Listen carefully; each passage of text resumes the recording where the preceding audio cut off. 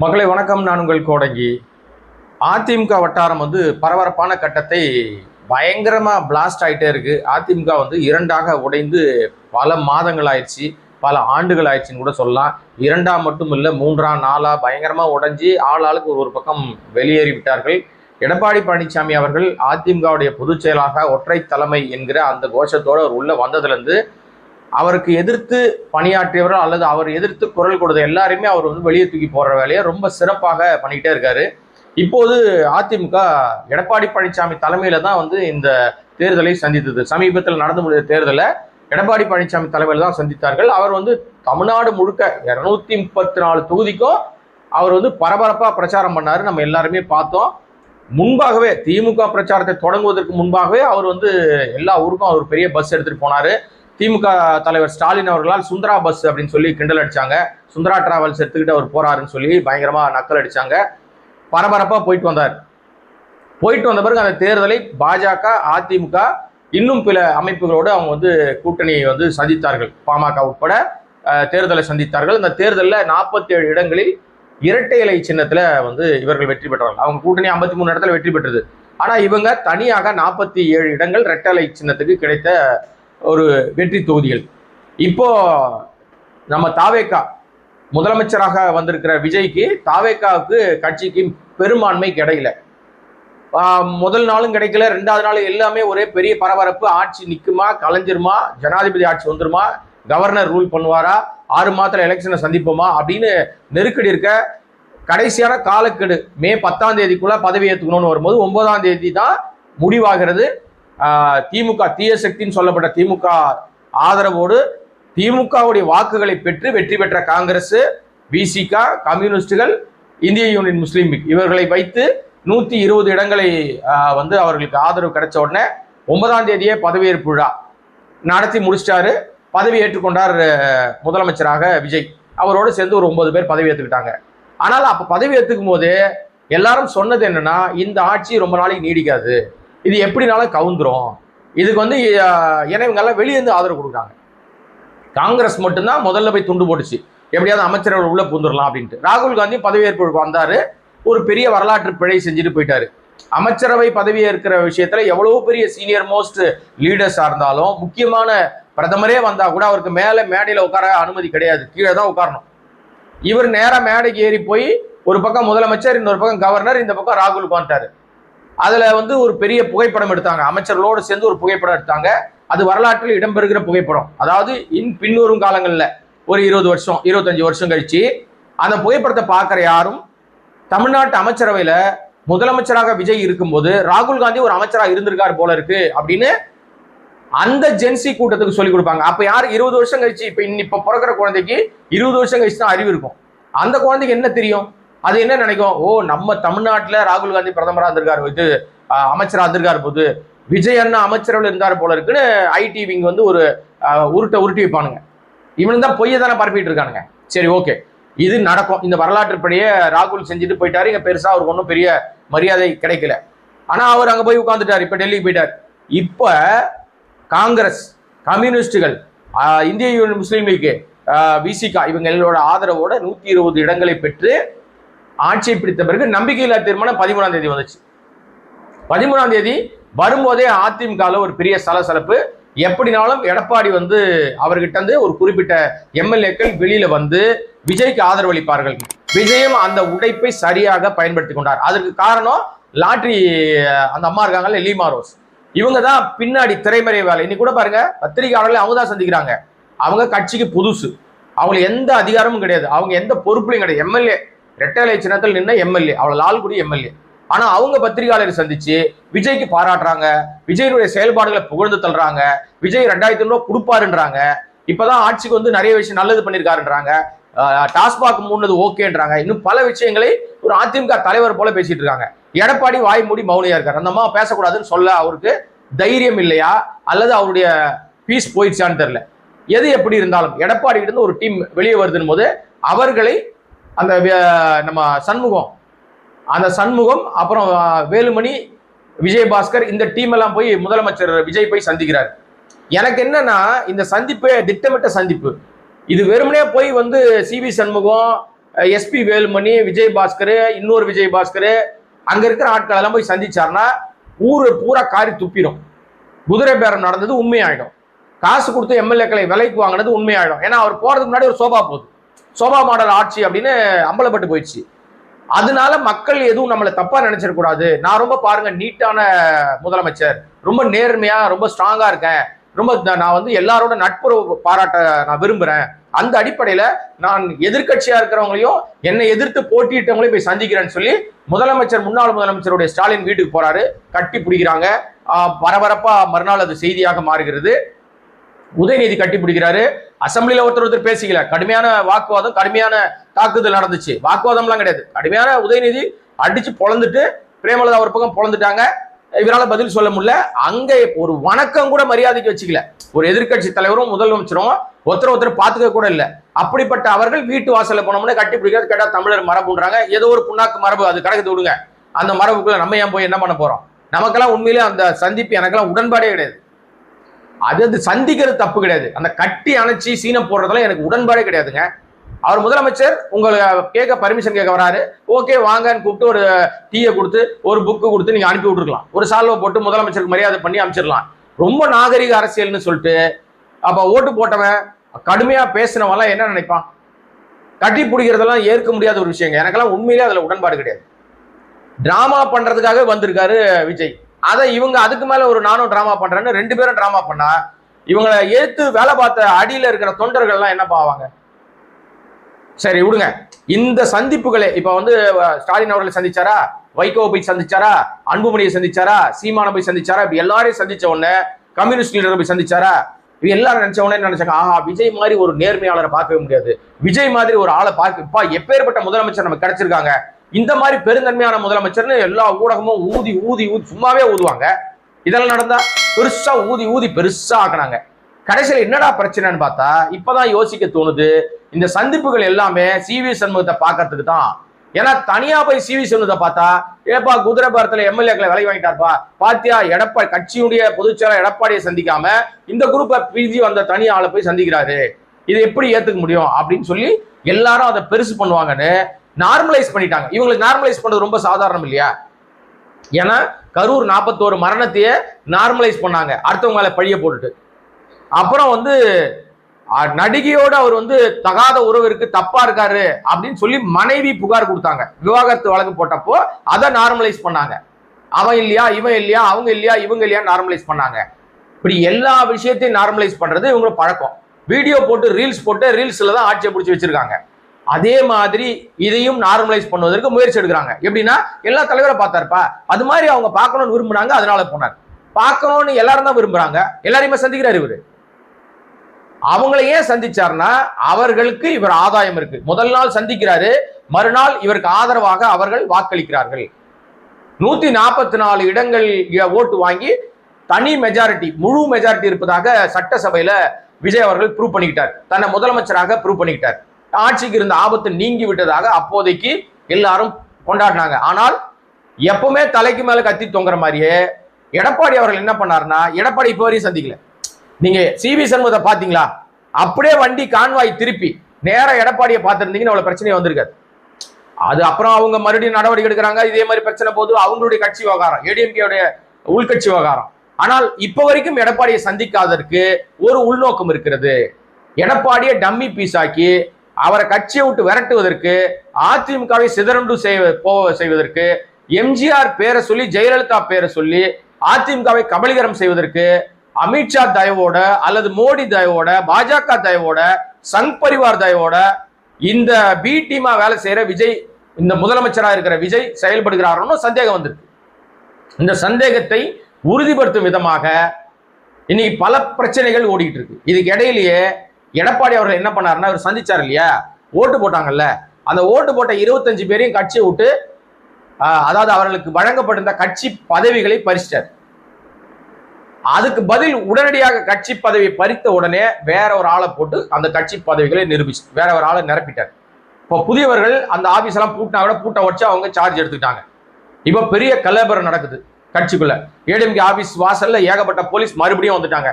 OPS EPS இருக்கும்போது என்ன பிரச்சனை நடந்துச்சு, ஜெயலலிதா மறைவுக்கு பின்னாடி என்ன பிரச்சனை நடந்துச்சு, இது எல்லாத்தையும் அந்த காலகட்டங்களில் அந்த லாய்ட்ஸ் ரோடு, அந்த ராயப்பேட்டையில் இருக்கிற ஏடிஎம்கே ஆஃபீஸ் முன்னாடி எப்போ பார்த்தாலும் போலீஸ் நிற்கும், பெரும் கூட்டமாகவே இருக்கும் போலீஸ். அதே நிலைமை மீண்டும் வந்துருச்சு. எப்போ வேணாலும் ஆபீஸை கைப்பற்றிடுவாங்களோ, வேலுமணி டீம், விஜயபாஸ்கர் டீம் களத்தில் இறங்கிடுமோ, சிவி சண்முகம் டீம் களத்தில் இறங்கிடுமோன்னு எடப்பாடி அவர் தனியா ஒரு டீமை செட் பண்ணி வச்சிட்டார். இப்போ பல இடங்கள்ல வேலுமணி, சிவி சண்முகத்துக்கு எதிராக அதிமுகவரை கொந்தளிக்க ஆரம்பிச்சிட்டாங்க, எடப்பாடியை துரோகம் பண்றீங்கன்னு. ஆனா ஆக்சுவலா எடப்பாடி நிறைய துரோகம் பண்ணியிருக்காரு. சசிகலாவை துரோகம் பண்ணி துரத்திருக்காரு, டிடிவி தினகரனை துரோகம் பண்ணி துரத்திருக்காரு, ஓபிஎஸ் ஏமாத்தி துரத்திருக்காரு, பல பேரை துரத்திருக்காரு. சமீபத்துல இப்ப சபாநாயகரா உட்கார்ந்துருக்க ஜேசிடி பிரபாகரனை ரோட்ல போறவங்களா பதில் சொல்ல முடியாதுன்னு துரத்தி விட்டுருக்காரு. செங்கோட்டையன் அமைச்சரா இருக்கிற செங்கோட்டையனை துரத்தி விட்டு பல துரோகங்களை செய்தவர் தான் எடப்பாடி. எடப்பாடி ஒன்றும் யோகிய சிகாமணிலாம் கிடையாது, அவரும் நிறைய தப்பு பண்ணவர் தான். இன்றைக்கு அதிமுக அவர் கையில் இருக்கு, அவர் தான் பொதுச் செயலாளர். தேர்தல் கமிஷன் அதை அங்கீகரிச்சிருக்கு. இந்த 25 எம்எல்ஏக்களும் தேர்தலில் போட்டியிடுவதற்கு ஏ ஃபார்ம் பி ஃபார்ம் ரெண்டுத்திலுமே கையெழுத்து போட்டது யாருன்னா எடப்பாடி தான். அவர் அக்ரி கிருஷ்ணமூர்த்தி அப்படின்ற ஒருத்தரை கொறடாவா போட்டிருக்காரு. அவர் சொல்றாரு, இந்த வருகிற நம்பிக்கையில்லா தீர்மானத்துல விஜய் அரசுக்கு எதிராக நீங்க எல்லாம் வாக்களிக்கணும்னு கொறடா உத்தரவு பிறப்பிக்கிறார். இந்த கொறடா உத்தரவை நாங்க ஏற்க மாட்டோம்னு சொல்லி 25 பேர் மாத்தி வாக்கு போடுறதுனால 144 வாக்குகளோடு விஜய் அரசு தப்பித்தது. இப்ப பிரச்சனையே அங்கதான் வந்திருக்கு. அதிமுக 47 பேர் இருக்காங்க. இந்த 47 பேர்ல 32 பேர் ஒரு அணியாக செயல்பட்டால் கட்சி தாவல் தடை சட்டம் வராது, அவங்க தனியா செயல்படலாம். அவர் 25 பேர் இருக்கிறதுனால அந்த கட்சி தாவல் தடை சட்டம் அவங்க மேல பாய்வதற்கு வாய்ப்பு இருக்கு. அதை தான் செய்யணும்னு எடப்பாடி தரப்பு சபாநாயகர்கிட்ட கடிதம் கொடுத்தாங்க. சபாநாயகர் ஒருதலை பட்சமா நடக்கிறார். அவர் நேர்மையா இல்ல, நேர்மையா இருக்கவும் மாட்டார். ஏன்னா அவங்களுக்கு மெஜாரிட்டி இல்ல, இவங்க தயவு வேணும். அதனால ஜேசிடி பிரபாகர் அந்த கடிதங்களை ஹோல்டு பண்றாரு. ஒரு பக்கம் சிவி சண்முகம் வேலுமணி தரப்பு ஒரு கடிதம் கொடுத்துருக்கு, எடப்பாடியை டிஸ்மிஸ் பண்ணு, எடப்பாடி இதை அவருடைய பதவியை நீ காலி பண்ணு அப்படின்னு சொல்லி அவங்க ஒன்று லெட்டர் கொடுக்குறாங்க. இந்த பக்கம் 25 பேர் உங்களுக்கு ஆதரவளித்த 25 பேரை நீ பதவி நீக்கம் பண்ணு அப்படின்னு கேட்குறாங்க. இப்ப பொதுவாக வெளியில என்ன பேச்சு அடிபட்டுச்சுன்னா, விஜய் அவர்கள் மௌனமா இருக்கார். பேச வேண்டிய விஜய் பேசாமல் அவர் ஏதோ ஆபீஸ் டியூட்டி போற மாதிரி, முதலமைச்சர் வேலை பார்க்குற மாதிரி இப்ப இந்த ஊடகங்கள்லாம் மாதிரி இதை மறந்துருச்சு, இதை பத்தி பேசுறதே கிடையாது. எவ்வளவு பெரிய பண பேரம் நடந்திருக்கு, குதிரை பேரம் நடந்திருக்கு, யானை பேரம் நடந்திருக்கு. எம்எல்ஏவே ஆட்சியை தக்க வச்சிருக்காங்க, விலை கொடுத்து வாங்கியிருக்காரு. சோபா மாடல் அரசு, யானை மாடல் அரசு அப்படின்னு பலவாறாக குற்றச்சாட்டுகள் வந்துட்டு இருக்கிற நேரத்துல அவர் காலையில 9 மணிக்கு வராராம், சாயங்காலம் 4 மணிக்கு போறாராம், சோத்தை கட்டின்னு வராராம், டிஃபன் பாக்ஸ் கட்டின்னு வராராம், அவர் அரசு ஊழியர் மாதிரி சாப்பிட்டு போறாராம். எவ்வளவு எளிமையான முதலமைச்சர்னு ஒரு சீனை போட்டுட்டு இருக்காங்க. இதெல்லாம் மக்கள் பார்த்துட்டு இருக்காங்க. நீங்க என்ன வேணா எளிமையா காட்டுங்க, ஆனால் விஜய் செய்தது ரொம்ப ரொம்ப அசிங்கமான அரசியல். ஏன்னா சிவி சண்முகத்தை சந்திச்சு சொல்றேன் நான், நிறைய விஷயங்கள் சொன்னாருங்க, ஆனா அது எதையுமே செய்யலங்க. இதுல தெளிவா இருக்காரு. அவங்கள போய் கூப்பிடுறாரு, அவங்கள போய் பூக்கந்து கொடுக்குறாரு, சால்வ போடுறாரு இல்லையா. இப்போதான் பெரிய சிக்கலை அவர் சந்தித்திருக்கிறார். இனிமே அது தொடரும். இப்ப என்ன பண்ணிட்டாருன்னா, இது பிரச்சனை போயிட்டே இருக்கு. இவர் கட்சி பதவி புது ஆளை போட்டாரு எடப்பாடி, ஒரு வேலை நடந்துகிட்டு இருக்கும்போது சட்ட ரீதியாக இதை அணுகுவதற்கு அவங்க தயாராயிட்டாங்க. ஆளுநர்கிட்ட ஏற்கனவே ஒரு புகார் கொடுத்துட்டாங்க. ஆளுநர் கேரளாவில் இருக்காரு, அவர் அங்க பதவியேற்புலாம் முடிச்சுட்டு இங்க வரப்போறாரு. வந்த பிறகு இது மறுபடியும் சூடு பிடிக்கும். அதுக்கு இடையிலேயே இன்பதுரை அப்படின்னு சொல்லிட்டு இருக்கார், அவர் ஒரு எம்பி இன்பதுரை. அவர் என்ன பண்ணிட்டாருன்னா, அவர் தெளிவாக ஒரு விஷயத்தை தன்னுடைய எக்ஸ் தளத்துல எழுதிட்டார். ஏற்கனவே இது முன்னுதாரணம் இருக்கு. நரசிம்மராவ் ஆட்சி காலத்துல 1993ல அவர் எழுதின அந்த பதிவு தான் இன்னைக்கு பயங்கர வைரலா போயிட்டு இருக்கிற ஒரு பதிவாக இருக்கு. அதுல அதை என்ன எழுதியிருக்காரு அப்படின்னு சொன்னா, தெளிவாக ஒரு விஷயத்தை அவர் சொல்றார். நாடாளுமன்றத்தில் 1993ல நடைபெற்ற நம்பிக்கை வாக்கெடுப்புல வெற்றி பெறுவதற்காக குதிரை பேரம் மூலமாக ஜேஎம்எம் எம்பிக்கள்னா யாருன்னா, ஜார்க்கண்ட் முக்தி மோர்ச்சா அப்படின்னு சொல்லி ஒரு கட்சி, அந்த கட்சியினுடைய தலைவர் சிபு சோரன், அவர் எம்பிக்களை குறுக்கு வழியில அவருடைய எம்பிக்களை நரசிம்மராவ் ஆட்சி, நரசிம்மராவ் பூட்டா சிங் அப்ப அவர் தான் ஜனாதிபதி. இப்ப இதுக்கு இடையிலே பாத்தீங்கன்னா, நரசிம்மராவ் ஆட்சியை தக்க வைத்துக் கொள்வதற்காக குதிரை பேரம் செஞ்சாங்க. அந்த எம்பிக்களை அவர் விலை கொடுத்து வாங்கினாரு. அவர் 4 எம்பிக்கள் போல இருக்கு. வாங்கினதுனால அவர்கள் மீது சிபிஐ வழக்கு பதிவு செய்து அதன் மீது நடவடிக்கை அவங்க வழக்க நடத்தினாங்கன்னு வச்சுங்களேன். இது ஒரு உதாரணம். இந்த முன்னுதாரணத்தை இவர் எப்படி எடுக்கிறார் அப்படின்னு சொன்னா, இதே மாதிரியான சூழ்நிலை இன்றைக்கு வந்திருக்கிறது.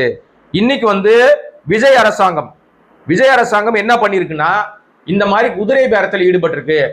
அமமுகவுடைய ஒரு எம்எல்ஏ ஒத்தரோசா காமராஜ் மன்னார்குடி எம்எல்ஏ அவரை தூக்கிட்டாங்க.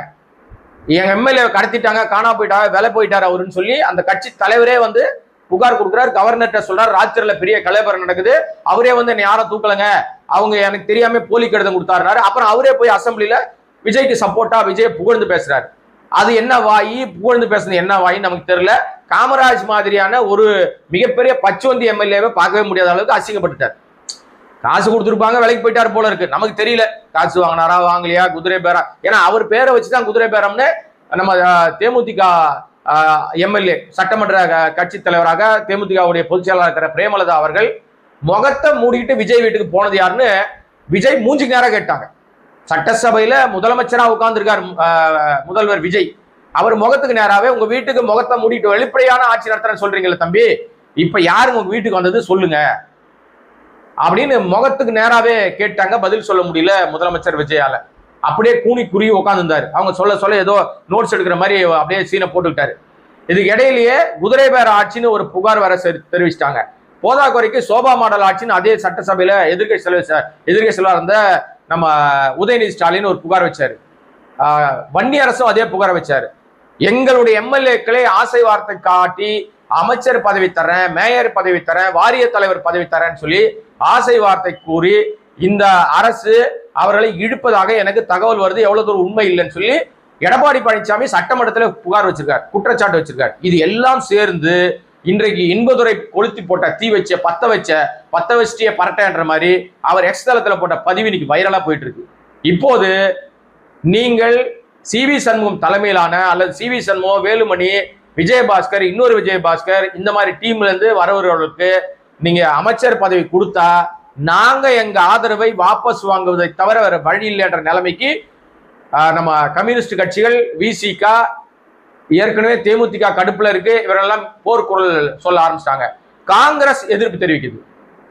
அதிமுக உள்ள வந்தா நாங்க வந்து கடுமையா எதிர்ப்போம் அப்படின்னு காங்கிரஸ் தரப்புல இருந்து கண்டன குரல் வருது. இப்போ திரிசங்கு சொர்க்க நிலைமையில இருக்காரு முதலமைச்சரா இருக்கிற விஜய். என்ன பண்ண போறாரு அப்படின்னு தெரியல. இதுக்கு இடையிலேயே கேரளாவில் ஆட்சி அமைக்கும் காங்கிரஸ் பதவியேற்பு விழாவுக்கு விஜயை அழைத்திருக்கிறார்கள் காங்கிரஸ் சார்பில். அவர் முதல் முறையாக முதலமைச்சராக கேரளா போறார். ஏற்கனவே கேரளாவில் இந்த ரசிக குஞ்சுமணிகள் ஜாஸ்தி. அங்க போய் தன்னுடைய மாச காட்டுவதற்கு கண்டிப்பாக இந்த விர்ச்சுவல் வாரியர், இந்த ஜெகதீஷோட ரூட் மாஃபியா இதெல்லாம் வேலை செய்யும். என்ன ஒன்னா பண்ணும். அங்க என்ன பண்ண போறாங்க, என்ன கூத்து நடக்க போகுது நமக்கு தெரியல. அதை நம்ம பொறுமையா பார்ப்போம். இப்போதைக்கு இந்த நிலை நீடித்தால், இந்த 25 பேருடைய பதவிகள் பறிக்கப்பட்டாலோ அல்லது நீதிமன்றத்தை நாடி அவர்கள் பதவி பறிக்கப்பட்டாலோ அவர்கள் அந்த இடத்துக்கு மறுபடியும் வந்து ரீஎலெக்ஷன் நடக்கும். மீண்டும் அவர்கள் போட்டியிட்டு வெற்றி பெற்று மறுபடியும் தாவேக்காக ஆதரவு கொடுத்துக்கலாம், அல்லது விசில் சின்னத்தில் போய் நின்றுக்கலாம் அவங்க. ஏன்னா இவர் வந்து பதவிகளை பறிச்சிட்டாரு. இனிமே அவர்கள் அதிமுகவுடைய உறுப்பினர்கள்லாம் போய் போட்டி போட முடியாது. பதவி போயிடுச்சுன்னா அவங்க ஒண்ணு கட்சி சாராதவர்களாக கருதப்பட்டு இவர் தன்னுடைய கட்சியில அவங்களை சேர்த்துக்கிட்டு எலெக்ஷன் நிற்கணும். இது இடையிலேயே அங்க இருந்த வந்து நம்ம ஒரு எம்எல்ஏ இந்த பக்கம் தாவிட்டார். 2 எம்எல்ஏ வந்து எடப்பாடி பக்கம் ஓடியாட்டாங்க. பிரச்சனையாவது, நம்ம பதவியெல்லாம் சிக்கலாயிடும் போல இருக்கு, ஜெயிச்ச எம்எல்ஏ பதவி கிடைக்காது போல இருக்கு, ப்ராப்ளம் ஆயிடும், மறுபடியும் போய் நின்னா நம்ம ஜெயிக்க முடியாதுன்னு தெரிஞ்சிருச்சு. ஏன் ஜெயிக்க முடியாதுன்னு சொல்றேன்னா, நிச்சயமாக தாவேக்காக்கு என்னதான் சிக்கல் வந்தாலும் ஆட்சியை காப்பாத்திக்கணும்ன்றத விஜய் ரொம்ப தெளிவா இருப்பார். அப்ப அவருக்கு 107 எம்எல்ஏக்கள் தான் இருக்காங்க. சபாநாயகரை விட்டீங்கன்னா 106 எம்எல்ஏ தான். அப்ப அவருக்கு இன்னும் தேவை என்பது, அவருடைய கட்சிக்கு தேவை என்பது குறைஞ்சபட்சம் இன்னும் 12 எம்எல்ஏ வேணும். அப்ப சேஃபர் சைடா அவர் 15 எம்எல்ஏ அவர் வெற்றி பெறுவதற்கு உழைப்பாங்க. இப்ப 25 எம்எல்ஏக்கள் பதவி காலியானா விஜய் தெளிவாக வேலை செய்வாரு. இந்த கும்பலை ஆதரிக்க மாட்டார். அப்ப நடுத்தருவில் நிக்க போறது யாரு? சிவி சண்முகம், எஸ்பி வேலுமணி, விஜயபாஸ்கர், இன்னொரு விஜயபாஸ்கர், இவர்களை நம்பி போன அந்த 23 பேர். ஏன்னா 2 பேரும் கூடியாண்டாங்க. எடப்பாடி கிட்ட வந்து சாஷ்டாங்கமா மன்னிப்பு கேட்டாங்க. அதனால அவர்கள் பதவி தப்பிடும். மீதி 23 பேர் பதவி வந்து அவர்களுக்கு அந்த கொறடா உத்தரவை மீறியதால் அவர்கள் வந்து நீக்கப்பட்டாலோ, தேர்தலில் விஜய் சப்போர்ட் பண்றேன்னு சொல்லி ஏமாத்த, ஏன்னா விஜய்க்கு பொய் சொல்றது ஏமாத்துறது ரொம்ப கைவந்த கலை. மக்களை அப்படி பொய் சொல்லி தப்பா வந்து சொல்லி ரீல்ஸ் போட்டு நடக்காத சம்பவங்களை இன்னைக்கும் வந்து பாருங்க, ஸ்டாலின் அரசாங்கம் தான் நடக்குது. ஸ்டாலின் என்ன உதவித்தொகை கொடுத்தாரோ அதான் நடந்திருக்கு. மகளிர் உதவித்தொகை யார் கொடுத்தது? 1000 ரூபாய் அவர் கொடுத்தா. விஜய் வந்திருந்தாருன்னா உடனடியாக அவர் 2500 ரூபாய் கொடுத்துருக்கணும், கொடுக்கல. அவர் கொண்டு வந்த போலீஸ் கான்வாயில ஸ்டிக்கர் ஒட்டிக்கிட்டார் அந்த சிங்கப்பெண்களுடைய வாகனத்துல. அவர் கொடுத்த மாணவர்கள் கொடுத்த 1000 ரூபாய் தான் இன்னைக்கு போய் சேர்ந்திருக்குது. எல்லா திட்டங்களும் திமுக கொண்டாந்த திட்டங்களை தான் செயல்பட்டு இருக்காரு. ஏன்னா துறைக்கு அமைச்சர்களே இல்லை, அதிகாரிகள் ஆட்சி பண்றாங்க. இன்றைக்கு விஜய் வந்து ஒரு அதிகாரி மாதிரி வேலை செஞ்சுட்டு இருக்காரு. அமைச்சர்களை போட முடியல. அமைச்சர்கள் போட்டா யாருக்கு எந்த துறை கொடுக்கறதுன்னு தெரியல, பெரும் குழப்பத்துல இருக்காரு. இந்த ஆதவன்ற கேரக்டர் அமைச்சர் ஆன உடனே முதலமைச்சருக்கு அடுத்த இடத்துல இருக்கதான் நினைச்சுக்கிட்டு எல்லா துறையிலும் தலையிடுறாரு. மதுவிலக்கு தலையிடுறாரு, கல்வியில தலையிடுறாரு, திடீர்னு ரேஷன் கடையில தலையிடுறாரு. எல்லா பக்கமும் போயிட்டு சம்மந்தம் இல்லாம ஆய்வு கூட்டம் நடத்துறாரு. எந்த அமைச்சர்னு ஆய்வு கூட்டம் நடத்துறாரு தெரியல. அவர் அமைச்சர் தான், எந்த துறைக்கு? ஆனா வாய்க்கு வந்த மாதிரி மறுபடியும் திமுக சண்டைக்கு இருக்கிறாரு. உதயநிதியை தப்பு தப்பா பேசுறாரு. விஜய் அவர்களுக்கு சிக்கல் வேறு யாரால் வருகிறதோ இல்லையோ, இந்த வளர்ந்து கெட்ட ஆதவால தான் வரும். ஒரு அமைச்சரா இருக்கிறாரு, ஆனா அமைச்சரால் தான் பிரச்சனையே வரும். அதான் நடக்க போகுது. இது இடையிலேயே மறுபடியும் திரிசங்கு சொர்க்க நிலைமை. இந்த ஆட்சி நிக்குமா, கலைஞ்சிருமா, பிரச்சனை ஆகுமா, மறுபடியும் வந்து நம்பிக்கையில்லா தீர்மானம் வருமா, அந்த மெஜாரிட்டியை ப்ரூவ் பண்ண வேண்டிய சூழ்நிலை வருமா? 25 பேர் காலி ஆயிட்டா என்ன ஆகும்? 25 பேர் காலி ஆயிட்டா அப்போது மீண்டும் நம்பிக்கையில்லா தீர்மானத்தை கொண்டு வந்தாங்கன்னா இந்த விசிகா உட்பட கம்யூனிஸ்டுகள் உட்பட இந்த கட்சிகள் எல்லாம் ஆதரவு அளிக்காமல் போனால் அப்ப விஜயோட நிலைமை பயங்கர சிக்கல் இல்லையா? இதெல்லாம் தான் இனி வரும் அப்படின்ற எதிர்பார்ப்போடு இன்பதுரை வந்து தீ வச்சிருக்காரு, கொளுத்திருக்காரு. அது இப்ப கொழுந்து விட்டு எரிய ஆரம்பிச்சிருக்கு. பதட்டம் நிறைந்த அரசியல் பாதையாக தமிழ்நாடு அரசியல் களம் பரபரப்பா இருக்கு. ஒரு பக்கம் எடப்பாடி, ஒரு பக்கம் வந்து வேலுமணி டீம், ஒரு பக்கம் முதலமைச்சர் விஜய், இன்னொரு பக்கம் திமுக தலைவர் வேற ஏற்கனவே சொல்லிட்டாரு. அந்த கூட்டம் போட்டாரு, அப்ப சொல்லிட்டாரு மீண்டும் தேர்தல் வரலாம், இந்த ஆட்சி எந்த நேரத்திலும் கவிழலாம், எது ஒன்னாலும் நடக்கலாம், நீங்க மக்களோடு மக்களாக போய் களப்பணி ஆற்றுங்க, தோத்ததை பத்தி கவலையப்படாதீங்க, நீங்க போய் நேரடியா மக்களோட நில்லுங்க. இந்த கவர்ச்சி மாயாஜால சுனாமி அலையால் பாதிக்கப்பட்டு பாதிப்படைந்திருக்கிற மக்களுக்கு நாம தான் போய் அவங்க மாற்று சக்தியாக மாறணும்னு சொல்லி அவர் டெக்னாலஜி ரீதியாக நீங்க போங்கன்னு சொல்லிட்டாரு. சோ எல்லாம் சேர்ந்து சுழன்று அடிச்சுக்கிட்டு இருக்குது முதலமைச்சர் விஜய்க்கு. என்ன முடிவெடுக்க போறாருன்னு தெரியல. அதனாலதான் 5 நாட்களை கடந்திருக்கிறார் இப்ப வரைக்கும். இது இன்றோடு சேர்ந்து அவர் பதவி ஏற்றுட்டு 5 நாள் ஆகுது. இதுவரை தமிழ்நாடு மட்டுமல்ல, இந்தியாவிலே எந்த மாநிலத்தையும் முதல்வராக பதவியேற்ற பிறகு 5 நாட்களுக்கு பிறகும் அமைச்சர்களுக்கு இலாக்கா ஒதுக்கீடு செய்யாமல் இருக்கிற ஒரே அரசாங்கம் நம்ம விஜயனுடைய அரசாங்கம் தான். அப்ப இது கவர்ச்சி மாயாஜால சுனாமியால் வந்த அரசாங்கம் என்பதை அவரே மறுபடியும் ப்ரூவ் பண்ணிட்டே இருக்காரு. பொறுத்திருப்போம் இந்த அரசியல் அலை எவ்வளவு தூரம் நடக்கிறது, என்னென்ன சூழ்நிலையில் நடக்குதுன்னு. நம்ம கோடங்கி வாய்ஸ் சேனலை சப்ஸ்கிரைப் பண்ணாம பார்த்துருக்க அன்பு நண்பர்களே, நீங்க சப்ஸ்கிரைப் பண்ணி ஆதரவு கொடுத்தீங்கன்னா இன்னும் பல விஷயங்கள் பேசலாம். நன்றி, வணக்கம். வீடியோ உங்களுக்கு பிடிச்சிருந்தா ப்ளீஸ் லைக் அண்ட் ஷேர் பண்ணுங்க. மறக்காம எங்க சேனலை சப்ஸ்கிரைபும் பண்ணுங்க.